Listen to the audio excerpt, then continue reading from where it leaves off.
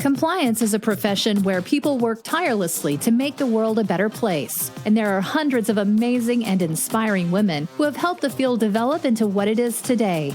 Great Women in Compliance is part of the Compliance Podcast Network as they talk with women in compliance who are making a difference. Hello, and welcome to another episode of Great Women in Compliance with Hemma and Lisa Fine, hosted by the Compliance Podcast Network and sponsored by Corporate Compliance Insights.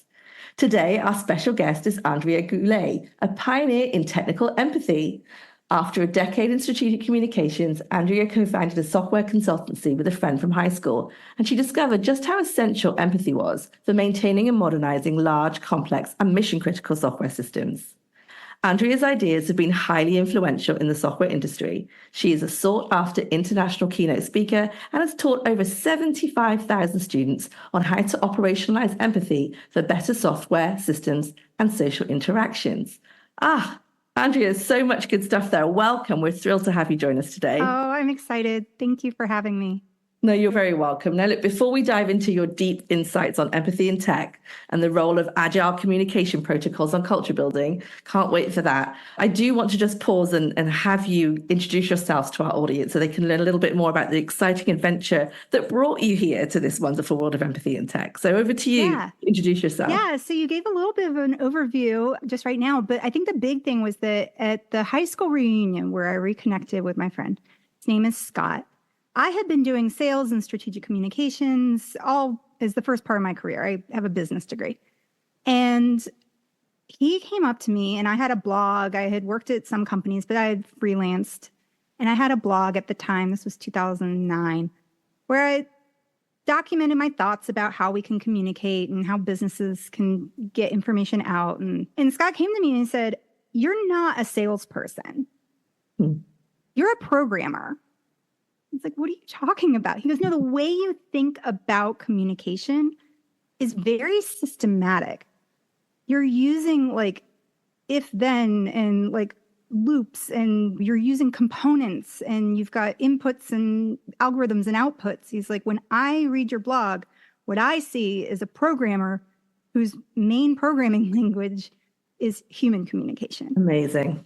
And he wanted to start a business, a software consultancy. He had been running it for about a year. I knew he needed marketing and business help, so that was how I came on board. And I learned so much. I hadn't been in software before. It was intimidating. But really what I learned is that there's no difference between communication when we're talking about people, when we're talking about machines. When we're thinking about computers, it's about getting a bit of information from one machine to another. Mm-hmm. When we're thinking about human communication, it's about getting an idea from one brain to another. And the cool thing is that in the process of the past several years, I've been working on a book and diving really deep into the research of this. It's called Empathy-Driven Software Development. And what's amazing is that there are computational principles that hold up all of this stuff. So it's been so much fun just to nerd out yes, about the underlying principles here. But the other thing that's great is that people like Scott, he was like, oh, I'm not good with people, I'm good with machines. But when we look at things in a more systematic way, what people realize is that, no, you already know 80% of the foundations because you're familiar with getting a bit of information from a computer to the other. So we've got some tweaks to some models and things, but you can leverage your existing software skills to be a better communicator. You just need to know what's going on. You need to know the foundation and the fundamentals, but it's like having the secret sauce. And once you have it, like once you have that secret ingredient, it makes everything so much easier because it ties everything together and it makes things repeatable. I love the way you've just stripped it down bare to those basic foundational principles, and therefore the human skill can translate into the machine and the machine back to the human. And whichever. Yeah, and I think that's something with my background, like because I spent a decade in strategic communications and learned technical empathy, I had courses on consumer behavior and organizational psychology. And then when I came to software, it was like, wait a second, these are the same. So I feel like I can really be a bridge just given my experience because I can see patterns where I think it might be difficult for other people because I didn't know how similar these communication skills were until I spent so much time in the software world. And being able to look at the similarities, I just find so empowering and so exciting, because we need empathy now more than ever, especially in the tech industry. Mm-hmm. And rather than treating empathy as a psychic ability, which is not shown to be held up by research, but it's the way most of us think about it. Mm-hmm. But instead, looking at the research and following it and saying, oh, no, it's actually a skill. There are several different components. Here's an if this, then that, and knowing which levers to pull, then we can start to have what I call technical empathy, because we have a deep understanding of the mechanics of what we're working with. And then we can adapt and we have more competence. And that is so important now, because software, it influences not just the tools that we use, but it influences society. We're recording this close to when there was a huge Microsoft outage. Mm-hmm. That was one small configuration change in CloudStrike, and it didn't take in Microsoft systems, and it took down airlines. It just, we went to our local restaurant and they had to close because of this thing. So small changes that a lot of people who are in the code or working near the code are making now have an immediate and sometimes massive impact on our society, because we're so interconnected. So the ability to know what empathy is, to be able to predict how the changes that you make to the code might be felt, the ethics behind the decisions that you're making, being able to put that ahead of your development decisions and actually use that as a tool to drive your decision making, I think is one of the most important skills that we can teach people, especially people in the technology industry today. Oh, I couldn't agree more. And to your point, how exciting. Most of our listeners are going to be thinking about how they can drive responsible innovation, how they can help with the human in the loop when it comes to AI. And you are opening my eyes here as to the skill and the foundations, and really unlocking the technical skill, to your point, in our engineers, our software developers, our employees, our stakeholders, to understand that this is I'm going to ask you, it's a skill and it's a teachable skill, I'm going to assume. Mm-hmm. Yeah. Wonderful. Okay, let's start at the beginning then. What is technical empathy? Let's start with that. How would you define technical empathy? Yeah, so technical empathy is following the research in order to be able to optimize empathy for better collaboration and communication. Mm-hmm. So it's knowing what you're working with. Technical is used when you have a deep understanding of the tools that you're using. An artist can be technical. A basketball player can be technical. People in technology do not have a monopoly on technical skills, right? Just because you're working with technology, that doesn't mean that you're technical. So empathy is the same way. When you understand the mechanics of what's going on, and you can understand how other people might react, you can learn how to adapt your communication so that you can collaborate better. And this is essential if we want to solve complex problems, because in order to solve complex problems, we need diversity of thought. In order to be able to collaborate with people who don't think like us, we have to have empathy, and we have to use empathy as a communication tool to be able to understand how different people are thinking. And that is where true innovation comes from. Mm-hmm. Because when you have compassionate communication that's driven by empathy plus diversity, that's where you get new ideas. That's where you get the 1 + 1 = 3. Scott Page has a great book on the computations behind this called The Diversity Bonus. Mm-hmm. And as we are moving into more of an interconnected world, things are more complex. And so how do we navigate that complexity? We focus on the small interactions that are right in front of us. Mm-hmm. And that is empathy. Each interaction that you have with someone. So let's think about what empathy is too, just a little bit. Empathy has 4 components. There's a great researcher, a neuroscientist out of the University of Chicago. His name is Jean Dicity. And when I was reading his work, he focuses on the functional architecture of human empathy. And when I was reading, I was like, oh my gosh, this sounds like software system. Because he was like, empathy needs to not be treated as a monolithic concept. We need to decompose it. I was like, this is like what we do in software systems all the time. And so he came up with 4 components that I sometimes think about it like as a DJ, like you're like monitoring the equilibrium of all these, depending on your situation and your context. So the first one was a real surprise to me, which is regulation. Like we don't think about that when we think of empathy. Like this is where we think of it as a psychic ability, but it's the ability to put yourself into a state of mind where you can empathize. So there are two different nervous systems in the body. There's the sympathetic, which is the fight or flight, like you're ready to go, you're self-focused. And then there's the rest and digest, which is the parasympathetic. And that is where you can open up and you can listen. But if you don't have if your brain and body are not in a place where you can be present and you can put your own feelings aside and really listen, not going to work. So that's an essential skill. And there's a whole bunch of mindfulness and compassion exercises and things that can help you get there. The next is emotion.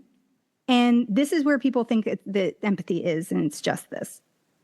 But really, emotion is about being able to recognize the emotional state in someone else. And it doesn't have to be necessarily naming it, but it's recognizing. The research shows that it's two different factors. You're looking at valence, which is positive or negative, and intensity. So are you calm or are you intense? So I might see somebody and go and can tell that they are upset. There's a negative valence and it's intense. And I feel a little pang about that. That is what we're talking about with the emotions. And there absolutely are skills related to that, right? And using that regulation too, to not get overwhelmed when we see somebody else suffering. But that emotion sharing helps us as a compass focus our attention and have that shared experience. It might not be the exact same visualized, I know what it's like in your shoes, but it's that, oh, you're suffering, I've suffered too, and I don't want you to suffer. And so it's that pang of emotion that helps you like pinpoint where you want to go. The next is cognitive empathy, and this is considering other perspectives. It's also considering your own needs. But this is using your rational and analytic brain to think through the context of a situation. What background does somebody have? What might be contributing to their experiences? And it's a very analytical process. And then the final one is motivation. And Jamil Zaki from the University of Stanford, he has done a lot of work on the motivational theory of empathy. And empathy is something that drives our decision. And we move towards, there's a avoid or approach is the way that motivation science approaches these things. And so we are either driven to avoid something or we are driven to approach it.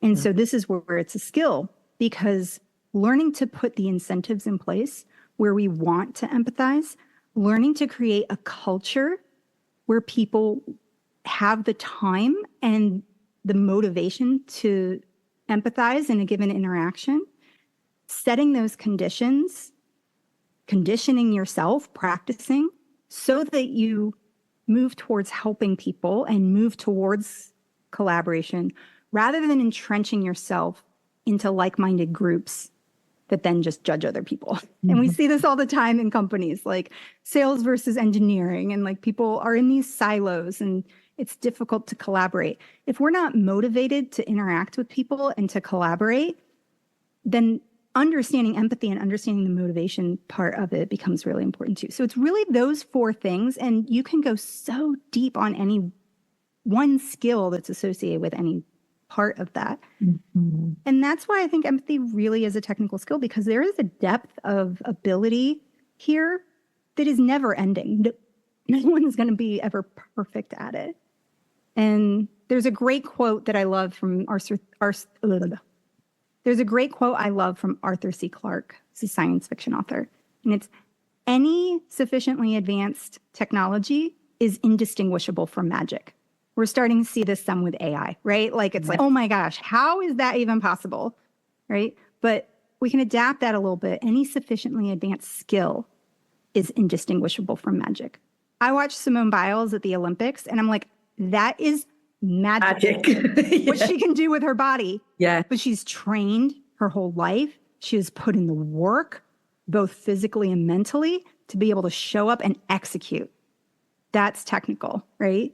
Not everybody is going to be an Olympic athlete, right? But we can be inspired to take care of our own health or things like that. Same with empathy. When people see people who are good with people, a lot of times it is a lot of practice and it is a lot of learning that has gone into it. And it just looks like magic. It just looks like intuition. So I could just riff and go on and on. There's so much. I want you to go on because the word was, in my mind, was magical before you even mentioned the magic quote, the Arthur C. Clarke quote, because what you're doing is now just breaking down. I say just as if it was that simple, leveraging the research to break down empathy as a technical skill into 4 components, which are themselves skills that you need to layer, muscles that we need to build. And I'm getting excited because my life's work is to look for those skills that can operationalize our good intentions when it comes to corporate life. Right. Look for the conditions in which people can exercise and operationalize those skills. So I'm getting very excited as I listen to you. I want to go deeper with you, Andrea. I want to understand more how you've brought us some next level research and some next level explanations of the technical skill. But is it an Olympic level skill that I'll never attain? Or is it something that everyday people can practice and build in terms of a muscle? Yeah. It's absolutely something you can practice and build. And I think the key thing is being able to distill it down into something that is approachable and doable. That's a big piece of the motivation thing, is that if it feels so out of reach, I'm not going to try, right? So that's been a big focus of the work that I've been doing too, is because how do we bring this into something that's 3 words that somebody can just remember? So the process that is framing the book that I came up with that's layered on all of this intense research is the first step is to pause. Because regulation is so essential to our ability to empathize, we have to put ourselves in that right mindset. This in psychology is called a reappraisal. And what that is, an intentional pause to consider alternative framings to your first instinct. So for example, I see somebody that I work with, I'm co-located with them maybe, and I see a furrowed brow and I assume they're mad. But then I could then make up a story and say, oh, they're mad at me because of this and blah, blah, blah. But a pause and a reappraisal would be, oh, that's their focus face. They're focused on something intently. I happen to have a very strong focus face, and people have thought that I was mad at them when really I was working on a detailed document or something and just my eyebrows were a little furrowed. And so it's considering those alternatives in that pause and reframing things. That is shown to be one of the most essential skills. And if listeners get nothing out of this conversation, pausing and reappraising is so essential when you catch yourself. So this is the first step, is the catch, right? Okay. You catch your behavior. You are mindful of when you're making snap judgments, and then you pause and consider an alternative. So much research shows that is just an essential skill if you want to do any of the other things. So that's the first part, is catch. What do you do in that pause then? How do you then assess all of this information?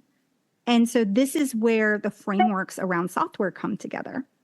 So there is a general communication system model that was put together by Claude Shannon in the 1950s and 60s. And Claude Shannon is monumental to software development. It's hard to overstate his influence. And I won't go into all of the technical details of why, even though I want to nerd out about the history. But the model that he came up with, which is how a bit of information is coming from this microphone that I'm speaking into your speaker, and you're able to digest it. The way that information gets transmitted is through Claude Shannon's model. And so you've got a message, you've got a source, then it gets encoded into a message, it gets sent through a transmitter, it goes across a channel. There's always noise. There's something that is distorting that message. And then we have a receiver. That message then has to get encode it again, and then it arrives at its destination. We use this all the time when we're sending bits of information across the internet, right? There's protocols that work with this. So we can use that same model for human communication by thinking of 3 words: collect, connect, communicate. So collect is recognizing yourself. What are your ideas? It's that you're the source and you're the message and you're going to be transmitting. So thinking about what you want to say, what are your intentions? Are they clear? Are you operating out of compassion? Do you have enough capacity? What's your energy level? Because sometimes, like, this is a big part of the research too, if you're tired or sick or in pain or dehydrated or like any number of things, your body shifts into self-focus mode. It deregulates. And so it makes it so much harder to empathize. So just recognizing, and sometimes I'm really tired, I'm going to do my best, but I will need to come back at another time to finish this conversation. If you proactively know that and can say that, you set yourself up typically for such a better conversation and collaboration. So the collect is recognizing yourself as the source and as the messenger. Next is connect. So that is the other person. And you want to focus on one person. There's a phenomenon called compassion fade, which means that when we think about a group of people in like numbers or demographics or whatever, it becomes an abstraction and we can't empathize with abstractions. So thinking about the person or an avatar who is a real person, ideally, then it's like, what are their needs, right? How might they interpret or misinterpret what I have to say, right? And so the more you understand that and predict that and infer that through educated guesses and hypotheses, that's the skill that like a lot of people who are good with empathy happen to be able to do well. But it's absolutely a learnable skill. And then the final is communicate. So now that we've got ourselves, connect, we've got that source, we've got the destination, connect. Now we need to think about the channel. And this is where things are slightly different and a little bit more complex in human communication. So when we're just talking about a computer, all we have to worry about is the physical signals, right? The electrons that are moving through. But we have to consider more information when we're thinking about human communication. So we do have to think about the physical signals. So for example, if I am talking to someone behind their back and they've got noise canceling headphones on, the physical signals of my voice will be muted because there's so much noise, intentionally sometimes. That needs to be a consideration, right? But then we have to go a little bit further. So next is language. So I spoke recently in Rotterdam in the Netherlands. And when I got on the train, people would speak to me in Dutch. And I'm like, because I don't speak Dutch. And so I didn't know where one word began. I didn't know how to parse that language because I speak English. But everybody in the Netherlands is so nice. And so immediately they were like, oh, she doesn't speak Dutch. And so they would say the same thing again in English. Do you have your boarding pass? And I was like, oh, now I know, right? Because I could understand the language. So there are language barriers for sure, especially on global teams. And that has to be a consideration. And our ability to be patient and kind with each other and help each other cross that language barrier is essential. Next, we have concepts. And I would argue that about 90% of communication challenges are due to this. We are using the same words, but we're not thinking they mean the same thing. For sure. And so a great example was Scott and I for years, he would say the word dependence. And I would think dependence. But he was saying D-E-P-E-N-D-E-N-T-S. I think I spelled that, but E-N-T-S, like something that is a dependent of something. I heard and interpreted E-N-C-E, dependence. So it went the other way. And we would get so confused and we would say the same word over and over again. And that's an example of, I understand the language, but there was a little bit of, I'm not parsing it the correct way. If I had read it, it would have been fine, right? But another example is, Scott, we ran an agile from the very early days of Core Bytes. And one of the big phrases was fail fast. And Scott would say this all the time. And I was like, no, we don't want to fail. We want to pay our mortgage, and like, we want to be able to make a living at this thing. We don't want to fail.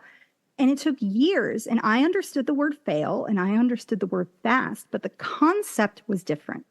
Scott was talking about rapid results. Yes. Quick iterations. I was thinking about long-term impact. And our concepts were out of sync. And then if you just double down on the words, it's no, we need to fail fast. And it's like, yeah, we don't want to fail fast, right? So what we ended up doing was just saying, okay, we want to get a rapid result. And that made things more clear. Yeah. So the concept piece is huge, especially in compliance, right? Especially in compliance. And then the last piece is relationships. So the more you understand someone, the more history you have with them, the more trust that you've built, the more easily you can adapt your communication style, and you can predict how it might be misinterpreted. So, for example, for me, all of my friends joke because I really struggle with sarcasm, like really bad. I take everything literally a lot of the times, to the point where people, it's like an inside joke in my friend group. And so people will say something and they're like, just kidding, Andrea, just kidding. But they know that if they're going to say something to me and it's sarcastic, to give me a heads up, because it's likely to be misinterpreted, right? And people who are around me, like coworkers, they know like that style of humor isn't going to land as well for me as it might for other people.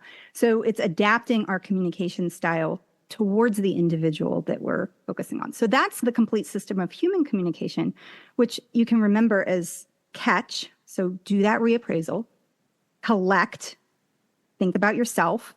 What are your needs? What are your boundaries? Connect. Who are you connecting with specifically? And then communicate. So those 4 channels: physical, language, concepts, and relationships. I'm speechless at how much sense this is making and how applicable it is to what we're doing as compliance officers really in daily life. Yeah. So I want to hear, like, from your point of view in compliance, because there's so much overlap between the legal system and software systems, especially when it comes to maintaining and all of that. Just the fact that you've developed a system for us to understand what it is we're trying to do and how to do it, I think that's really important. Gosh, so much to say there. But from a compliance perspective, I really want your thoughts on this. A lot of us are working on culture. A lot of us are trying to persuade, influence, and drive ethical decision-making. Actually, let me say, enable ethical decision-making, unlock it. Sense that we're not making the decisions, we're just trying to give people the frameworks and how to make them.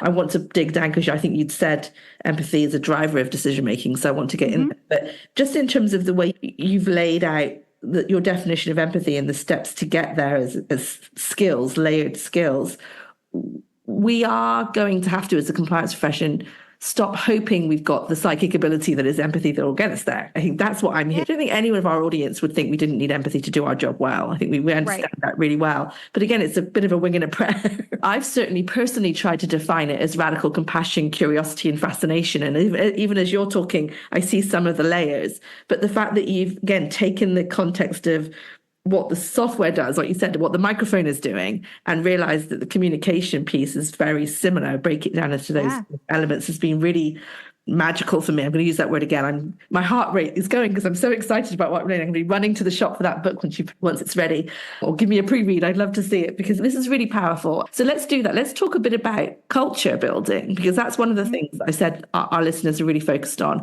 How does this help us drive culture and ethical decision making?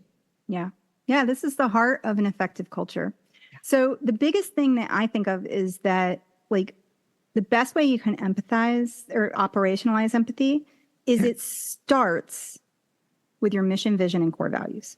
Nice. Your organization. So making sure that those are very clearly articulated and that they are not something floofy that just lives on a website, but they are the anchor points for how we make decisions. So the mission is, what are we trying to achieve? What is the goal that we're working towards? The vision is, what does the world look like once our mission has been fulfilled? And the core values are, what behaviors are we going to use to help us fulfill our mission?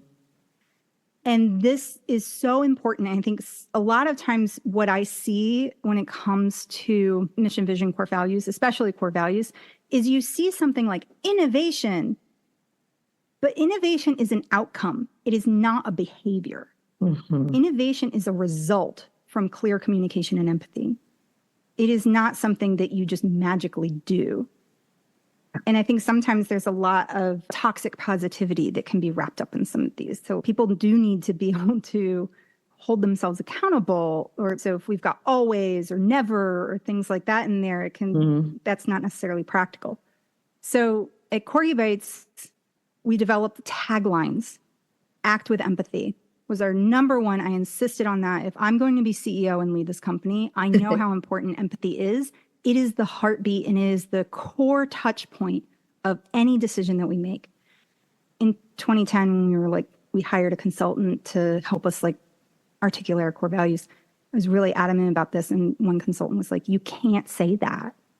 Because if you use the word empathy and software in the same sentence, you will be laughed out of the industry.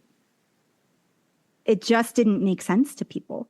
But when we were thinking about how do we write a report where we're auditing a team that has been around for 7 or 8 years, and our job is to judge the quality of their code and critique it, how do we do that in a way that honors their humanity while also communicating opportunities and risks? And that's the key. And so when we're thinking about compliance, a lot of times we're only thinking about the risks. We're only saying, this is the problem. But we also need to acknowledge, what are the reasons that the problem happened? Yes. And when we don't do that, there's another human kind of condition called the fundamental attribution bias, which is a phenomenon where when something goes wrong, and it happens to me, I attribute it to my circumstances, my situation. When something goes wrong, and it's because of someone else, I attribute it to their character flaws. So this is critical when we are talking about compliance and talking about mitigating risk, because we need to recognize what were the situations that caused that risk to happen, right? Or helping decision makers weigh the pros and cons and say, if we do this, these are the risks. And here's another path, but there are risks there too. And being able to negotiate. And I think sometimes we get so stuck in saying, this is the way it has to be. But recognizing that collaboration is a two-way street. It's not somebody just doing what we want them to do. It's us working together to achieve something that is better than what either of us could have ever done alone. So to me, I think that is where it relates to compliance. And this is why, when we really touched on empathy and that became the core value of everything, that drove how we did our audits. That drove the structure so that at the beginning of everything, it was, we're writing for the CEO and the CFO. That's our audience. They need to know how much money and how much risk. And it needs to be fast and it needs to be quick. So we would have kind of 10 bullet points of, here are the things you need to know. The rest of the report was it got really detailed, right? That was for the developers. So recognizing this report has 2 different audiences. And the people who are reading it are the people who have worked on this code for a really long time. So we need to call out the good things. We need to call out this team has been operating under constraints that they're doing a great job given that they have no budget. Given that they are operating with equipment that is 10 years old, because there's a feeling of investing in new equipment is too high of an expense, they're having to find workarounds. And so it's calling out the circumstance and recognizing the work that people have done, right? So that to me is, I think, where empathy and compliance comes in. It also is a big piece of, when we think about compliance, we sometimes just think of like mundane checklists. And it's, let me roll my eyes, I gotta get this done. Especially people who aren't in compliance and don't like to nerd out about this stuff, right? And when we roll our eyes, we are like, who cares? Someone cares. So that reappraisal then becomes, who does care? Mm-hmm. When you catch yourself, that's a great way to catch is, who cares? And then ask because now I'm motivated to do the least amount of work, and I'm motivated to just not think about it. But then it's, wait, who does care? An example here in the software world is alternative text for images. Yes. They're essential for people who need screen readers. But the majority of developers don't need screen readers. So it's very easy to go, who cares? It's a small percentage of the population that needs screen readers. But pausing and taking 5 seconds to write a caption on that, this is where empathy becomes so essential. So I have a friend named Taylor, and he was in a car accident. And it was a really bad one, so we're lucky he survived. But he lost his vision. And when he came back and started continuing web development, I had no idea just how essential all of these best practices, like structured headings and alt text, all of it. I thought it was just a checklist that was like a nice to have, and somebody put it together and it's, this is taking so much time. Now I'm realizing the impact.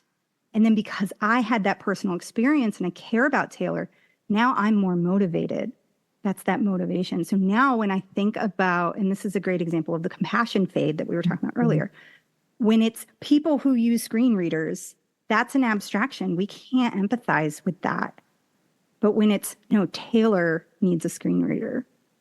I care about Taylor. I care about his experience. That gives me then the motivation to make the decision to do the check the box activity that I know is the best practice, but it's easy to skip. When it comes to compliance, I think the biggest thing is describing the why. Why does it matter?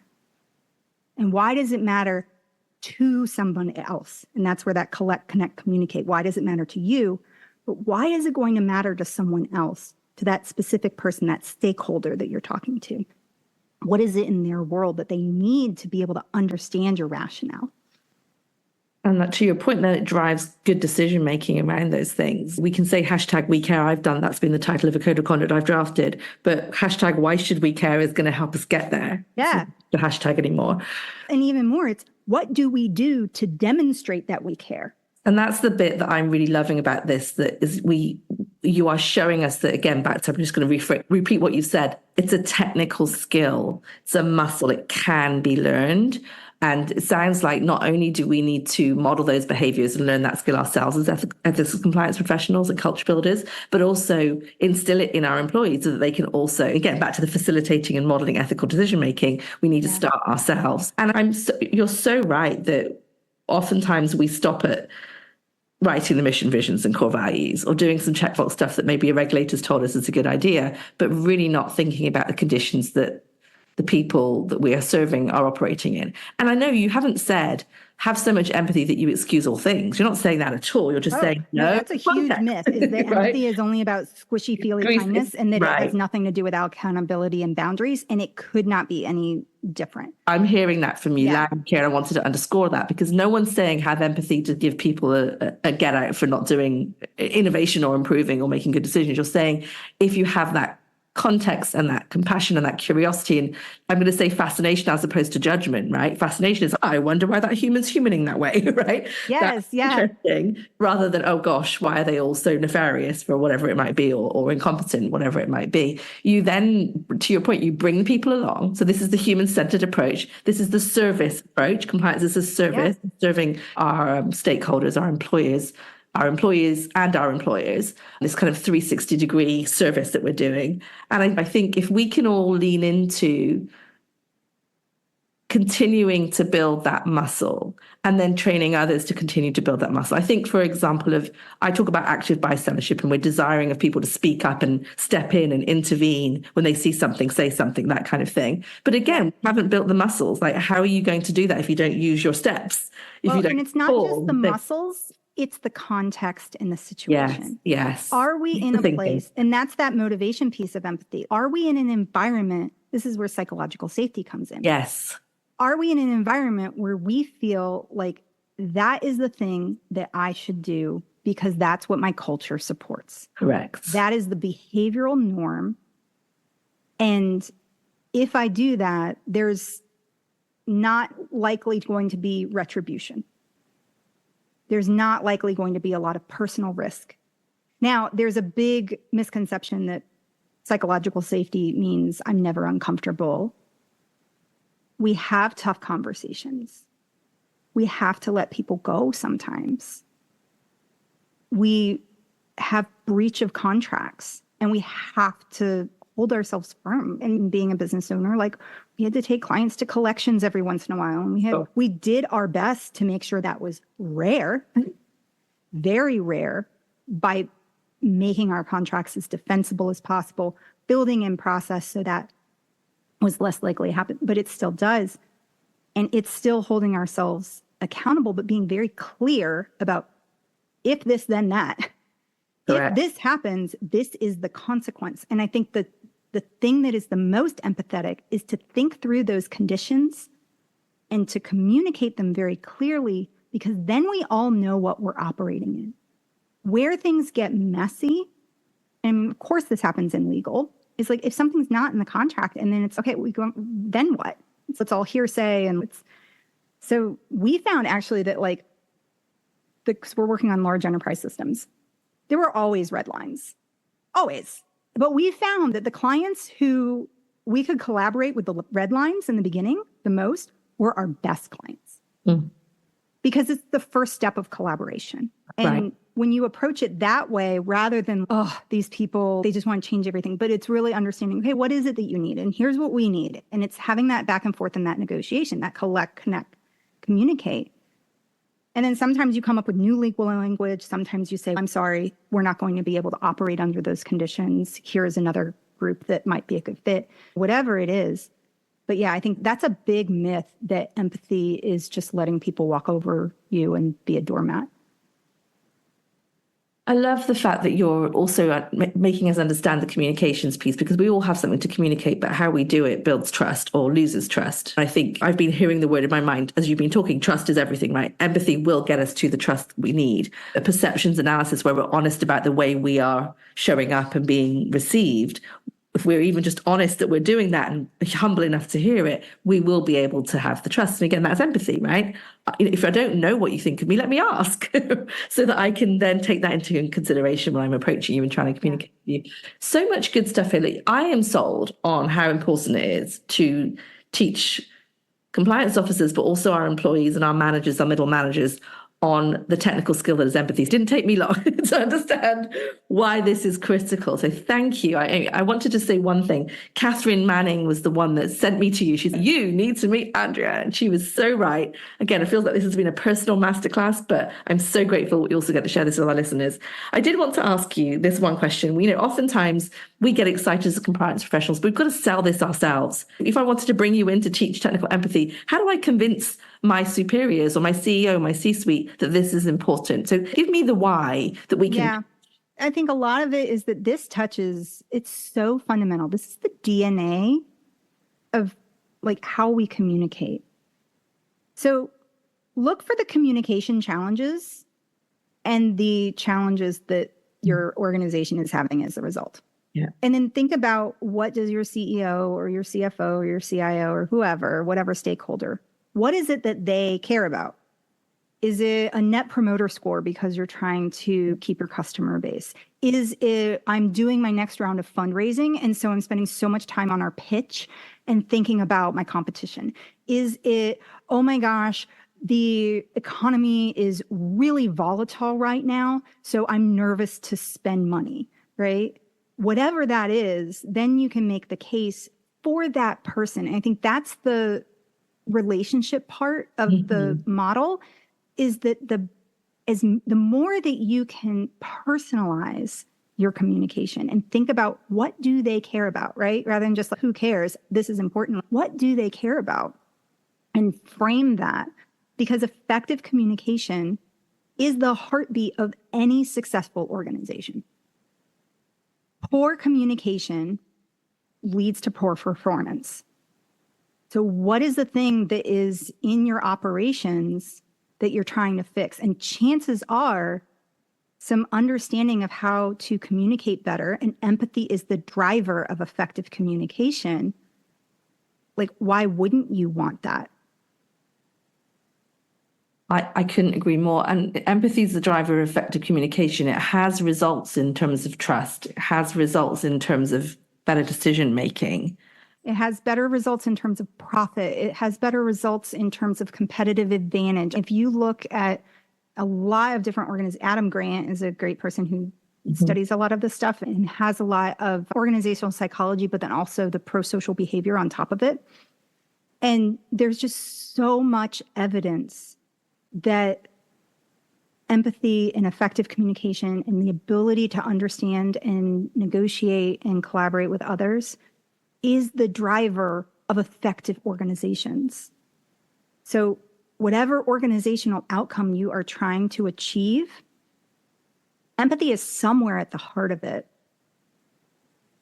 And that, I think, is both the blessing and the burden, because these skills are so transferable. In my courses, I always have someone go, I didn't know that I was going to get the secret to fixing my marriage. I didn't know that I was going to get the secret to get along with my neighbor who has very different political views than me.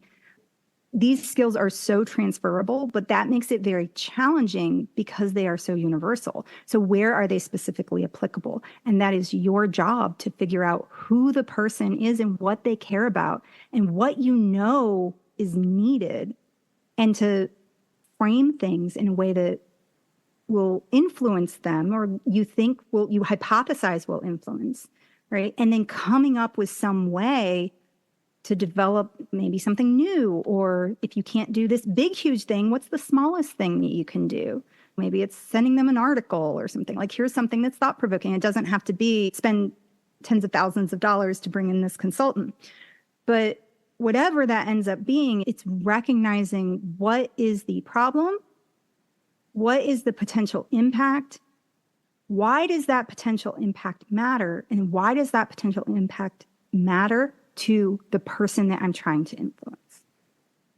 Genius. And again, I talk a lot about, recently I've been talking a lot about operationalizing your good intentions as a corporate executive. And this is what that is. It's no use having emotional intelligence if you don't know how to communicate with those around you. That is the emotional intelligence. And things like emotional intelligence and nonviolent communication, there are so many good frameworks out there. And I think they fall under the necessary, not sufficient argument. Yes.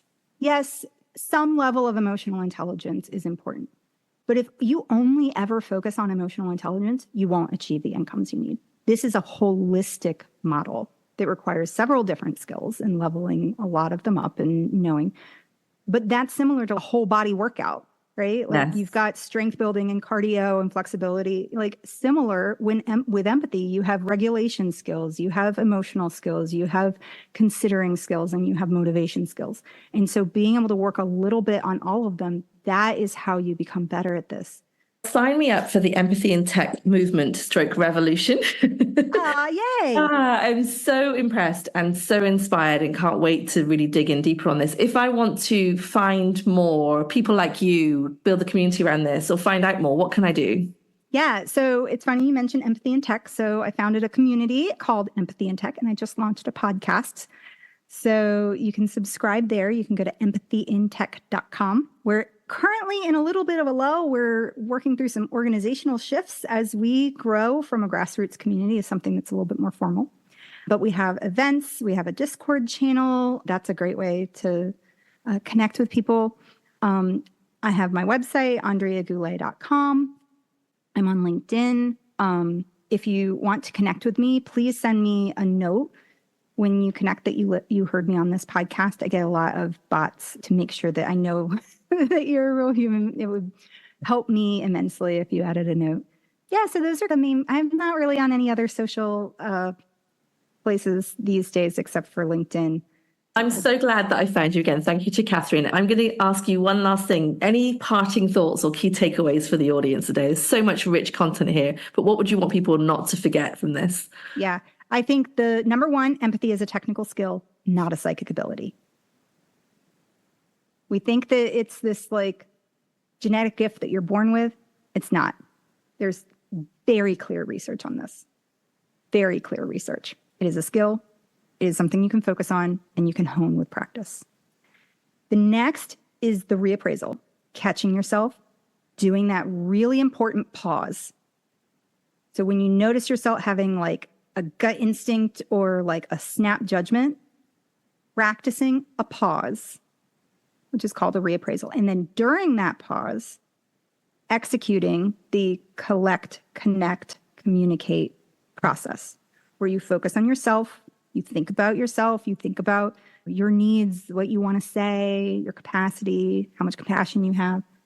You think about the other person, you connect, and then you think about those 4 communication channels, the physical signals, language, concepts, and relationships.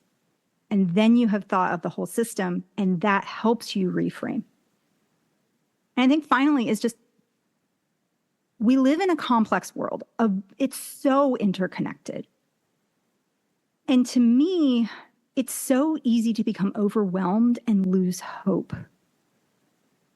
But what is very empowering to me is knowing that when we're working with complex systems, one of the most effective things that we can do is find those structures and then use them consistently in our local environment.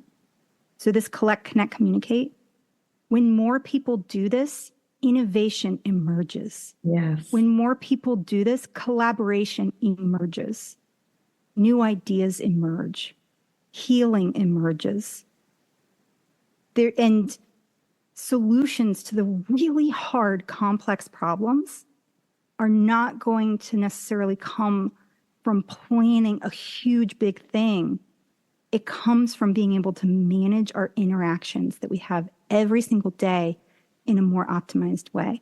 And from my experience, from my research, from applying this on an organizational level and also on a foundational level, my business partner and I, we got married a few years after I sometimes bury the lead on that one. You did, but I was going to bring it up. I was like, let her, you and Scott have a story. Yeah. And so like a lot of these things we learned in couples counseling, and it really is the key for healthy systems. Really, and we're unlocking really everything: is. Wellness, happiness, peace of mind, ease, all the things I think we as compliance professionals, but as humans, want to engender. These are our good intentions that we've somehow not been able to operationalize. This is why I'm giddy with excitement, because you're giving me the framing for the things I say I want to do, right? What's the system? What's the framework? And I'm really grateful to you for the research and the work you've done and then sharing it with the world, because it's important. It's very important stuff. Yeah. I think that learning how to operationalize empathy in our everyday interactions is one of the most important things that we can do as humans. Mic drop. But with that, I don't want this to end. I know that our friendship won't end. There's lots more to learn. I can't wait. Hurry up with that book. We need it. So I'm going to say to you, but thank you so much for taking the time, Andrea, to join me. I'm sure you're going to get lots of outreach from this, but we'll be in touch to learn more. And like I said, we'll come back in and learn more from you about, we've talked a lot about empathy as a technical skill today. Obviously, there's a massive unmet need for responsible innovation and how you bring it back into the design, the empathy by design. So I think we might have to have you back for that as well. I'm burning to speak to you about that. So just again, thank you. We appreciate you. And hopefully we'll see you again soon. Anytime. And just before we go, I wanted to let our listeners know that in August this month, we're going to be, we've been nominated for a Women in Podcast Network Award. And so on socials, on LinkedIn and others, you'll see the nomination come up from August 1st. We love your support there. So call to our listeners to vote for us if you can see that.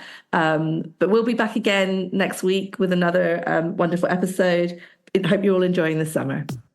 Thanks for joining us for this episode of Great Women in Compliance. We hope you'll join us in honoring the great women in the compliance field by subscribing to this podcast and leaving a review.